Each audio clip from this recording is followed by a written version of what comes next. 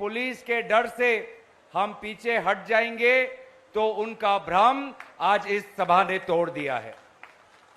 प्रधानमंत्री मोदी जी, आप कहते हो आप 56 इंच का सीना है आपके पास। अगर 56 इंच का सीना है तो ईडी के पीछे क्यों छुपते हो, सीबीआई के पीछे क्यों छुपते हो? अगर इलेक्शन खेलना है तो आमने सामने खेल के दिखाओ। हमारे मुख्यमंत्री को जेल में डालकर, हमारे बैंक अकाउंट को फ्रीज कर कर आप समझते हो कि आप ताकतवर हो। अगर खुल्लम खुल्ला निष्पक्ष निर्वाचन अगर पिछले 2024 में होता तो वो विरोधी पक्ष में होते और हम सब सत्ता पक्ष में होते।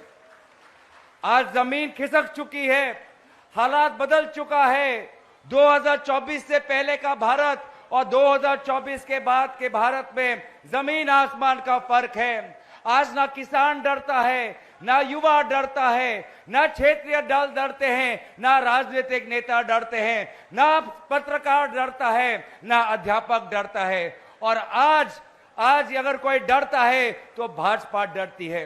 तो हम सबको निडर होकर, हम एक दूसरे को अपना हौसला देकर साथ में हमको आगे जाना है। अपने आवाज को बुलंद कर कर हमारे समाज के हर वर्ग को हमें इंसाफ दिलाना है और भाजपा को यह संदेश देना है कि इनकी सरकार, जो जैसे हमारे विधायिका महोदय ने कहा है कि ये इनकी सरकार कमजोर सरकार, इनकी सरकार बुज़दिल सरकार, 5 साल ये टिकने वाले नहीं है।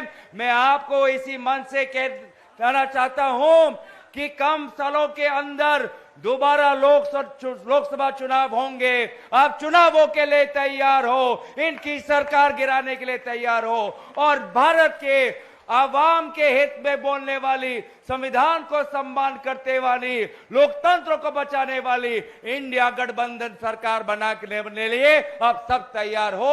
इन्हीं शब्दों के साथ मैं यहां पर अपने वाणी को विराम देता हूं। धन्यवाद। जय हिंद। वंदे मातरम।